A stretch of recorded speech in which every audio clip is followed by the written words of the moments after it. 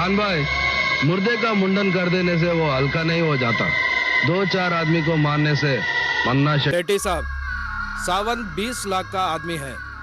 मैं उसको मारने का 10 लाख लूंगा। नहीं बाबा, मैं तुमको टूटे फर्नीचर की तरह कोने में रखा नहीं देख सकता। दोस्तों, आज इस शानदार अभिनेता की जिंदगी के बारे में बात करने से पहले थोड़ी सी बात 90 के दशक के हिंदी फिल्म जगत के बारे में करते हैं। 90 का दशक हिंदी फिल्म इंडस्ट्री के लिए बेहद ही शानदार रहा। इस दशक में हिंदी सिनेमा ने भारत के सिने प्रेमियों को एक से बढ़कर एक सुपरहिट फिल्में दी। कोई फिल्म जबरदस्त म्यूजिकल हिट रही थी तो कोई फिल्म कॉमेडी के क्षेत्र में मील का पत्थर साबित हुई। 90 के दशक में कई धमाकेदार एक्शन फिल्में भी आई थी और इन एक्शन फिल्मों से हिंदी सिनेमा को कई सारे नए कलाकार भी मिले। इनमें से ढेरों कलाकार तो वक्त के साथ गुमनामी के अंधेरों में खो गए, लेकिन एक अभिनेता ऐसा था जिसका जलवा 21वीं सदी से पहले 10 सालों तक कामयाब रहा। ये अभिनेता कोई और नहीं बल्कि 90 के दशक के खूंखार विलन रामी रेड्डी हैं। रामी रेड्डी का जन्म 1 जनवरी 1959 को आंध्र प्रदेश के चित्तूर जिले के वाल्मीकिपुरम गांव में हुआ था। फिल्में देखना तो इन्हें शुरू से ही पसंद था, लेकिन रामी रेड्डी ने कभी यह सोचे नहीं रहे होंगे कि एक दिन ये फिल्म स्टार भी बन जाएंगे। रामी रेड्डी जब बड़े हुए तो इन्हें समझ नहीं आ रहा था कि जिंदगी में इन्हें करना क्या है। एक दिन इनके दिमाग में ये ख्याल आया कि क्यों न ये जर्नलिस्ट बन जाएं। तो इन्होंने हैदराबाद की उस्मानिया यूनिवर्सिटी से पत्रकारिता की पढ़ाई की। पढ़ाई पूरी करने के बाद इन्होंने कुछ दिन मुंसिफ डेली नाम के एक लोकल उर्दू न्यूज़पेपर में काम भी किए। लेकिन इसी दौरान इनकी पर्सनालिटी ने एक फिल्म मेकर का ध्यान अपनी ओर आकर्षित किया। उस फिल्म मेकर ने इन्हें अपने फिल्म अंकुशम में स्पॉट नागा का किरदार ऑफर किया। फिल्मों के शौकीन रहे रामी रेड्डी ने तुरंत ही हाँ कर दिए और फिर इसके बाद तो रामी रेड्डी स्पॉट नागा के किरदार में ऐसे उतरे कि कैरियर की पहली ही फिल्म ने इन्हें रातों रात स्टार बना दिया। इनके अभिनय और पर्सनालिटी को दर्शकों ने बेहद पसंद किया। इसी साल इन्हें अभिमन्यु नाम की कन्नड़ फिल्म में काम करने का मौका मिला। हालांकि ये फिल्म एकदम फ्लॉप साबित हुई और रामी रेड्डी का रोल भी इस फिल्म में कुछ खास नहीं था। लेकिन इसी साल इनकी एक और फिल्म आई जिसका नाम था जगाडेका विरुंदु अथिलेका सुंदरी। इस फिल्म में एक बार फिर से इन्होंने धमाल मचा दिया। इस फिल्म में अमरीश पुरी और श्रीदेवी जैसे बड़े कलाकार भी थे जो कि हिंदी फिल्म जगत के बड़े नाम थे। साथ ही इस वक्त तक चिरंजीवी को भी हिंदी दर्शक पहचानने लगे थे। तो इस फिल्म के मेकर्स ने इस फिल्म को हिंदी में डब करके आदमी और अप्सरा नाम से रिलीज किया। हिंदी भाषी सिने प्रेमियों को भी रामी रेड्डी का काम बेहद पसंद आया। रामी रेड्डी की किस्मत उनका कदम कदम पर साथ दे रही थी। 1990 में ही रामी रेड्डी की चौथी फिल्म भी आ गई जिसका नाम था प्रतिबंध। रामी रेड्डी और चिरंजीवी की जोड़ी एक बार फिर से दर्शकों के सामने थी और एक बार फिर से इस जोड़ी को दर्शकों ने खूब पसंद किया।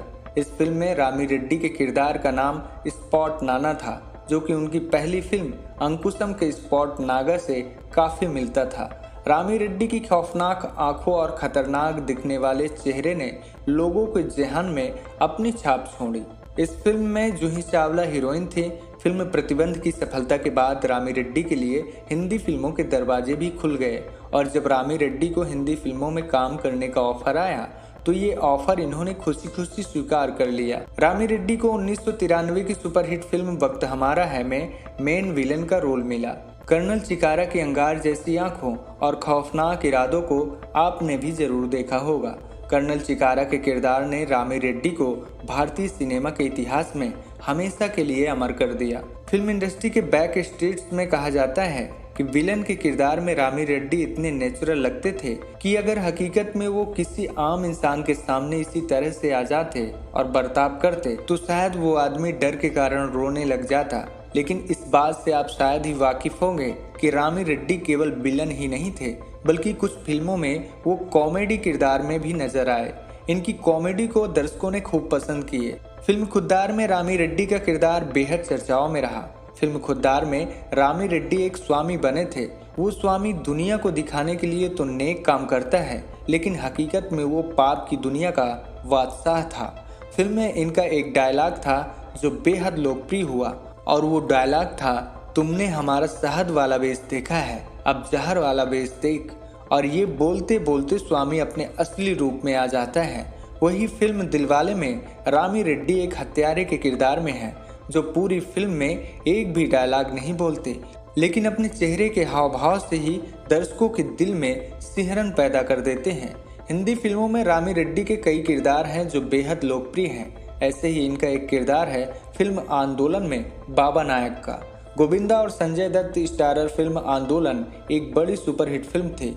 इस बात से कोई भी इनकार नहीं कर सकता कि बाबा नायक के किरदार के बिना वो फिल्म इतना शानदार बन ही नहीं पाती।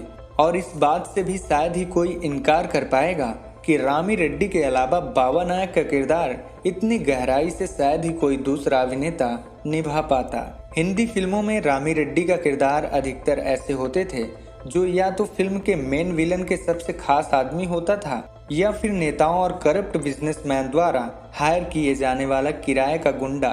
ये बात सच है कि रामी रेड्डी को अभिनय में कोई खास महारत हासिल नहीं थी, वो बस अपने लुक्स के चलते ज्यादा मशहूर हुए। उस दौर के फिल्मों के जानकार कई दफा उनके एक्सप्रेशन लेस चेहरे और रोबोटिक डायलॉग डिलीवरी की आलोचना भी करते थे, लेकिन ये बात भी पूरी तरह सच है कि अपने लुक्स के चलते रामी रेड्डी अपने किरदारों में एकदम फिट नजर आते थे।